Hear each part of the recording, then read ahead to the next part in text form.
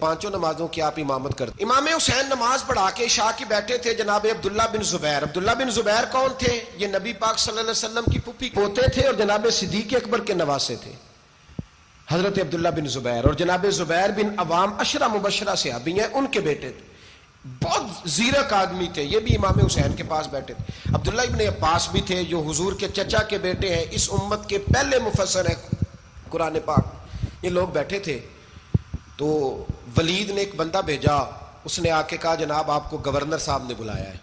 تو عبداللہ بن زبیر کہنے لگے حسین اس وقت بلانے کی بات سمجھ میں نہیں آئی. تو امام حسین بڑے بصیرت والے تھے، اللہ نے بصیرت دی تھی. کہنے لگے عبداللہ آپ کو سمجھ نہیں آئی، مجھے سمجھ آ گئی ہے، امیر معاویہ وصال کر گئے اور یہ ہمیں جو بلایا گیا ہے نا یہ یزید کی بیعت کے لیے بلایا گیا ہے.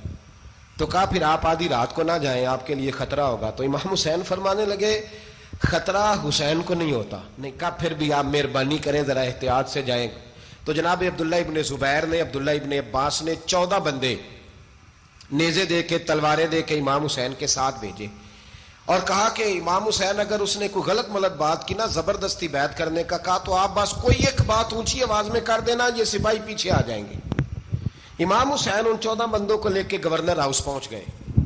جب آپ وہاں پہنچے اس نے بتایا، اس نے کہا جی حضرت امیر معاویہ انتقال کر گئے اور آپ نے یزید کی بیعت کرنی ہے. تو امام حسین فرمانے لگے میں چھپ کے بیعت نہیں کروں گا، مجمع لگاؤ، جمعے والے دن اعلان کرو.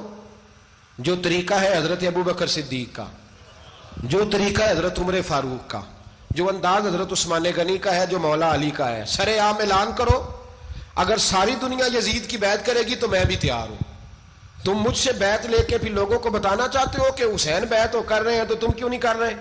میں عام آدمی نہیں ہوں، لہذا چھپ کے بیعت نہیں کرتا. جب یہ بات کی نا تو ولید بڑا نرم دل تھا اور امام حسین کی شان کو جانتا تھا. وہ جانتا تھا یہ نبی پاک کا خاندان ہے. اس نے کہا جی مجھے تو حکم تھا، باقی آپ حضور کے نواسے ہیں، میں کر کچھ. وہاں ایک بڑا بدبخت شخص بیٹھا تھا عبد الملک بن مروان. وہ ولید سے کہنے لگا کہ اگر حسین آج تمہارے ہاتھ سے نکل گئے تو تمہارے لیے بہت بڑا مسئلہ کھڑا ہو جائے. انہیں جانے نہ دینا، یا بیعت کراؤ یا ان سے کہو جنگ کے لیے تیار ہو. تو حسین رضی اللہ تعالیٰ عنہ کے کانوں میں آواز گئی تو فرمانے لگے ابن مرجانہ اگر تیرے اندر جرت ہے تو آ سامنے حسین کے، اس کے کانوں میں باتیں نہ کر، کانا پھوسی نہ کر، باہر آ میدان میں، شرارت نہ کر، باہر آ. میں تمہیں ابھی بتاتا ہوں کہ حسین سے مقابلہ کرنے کا انجام کیا ہے. یہ کہہ کہ امام حسین باہر نکلے، اپنے بھائی محمد بن انفیہ کو بلایا، عبداللہ بن زبیر، عبداللہ ابن عباس، ڈھیر سارے لوگ اکٹھے ہو گئے. فرمایا یہ معاملہ ہے، اب کیا کرنا ہے؟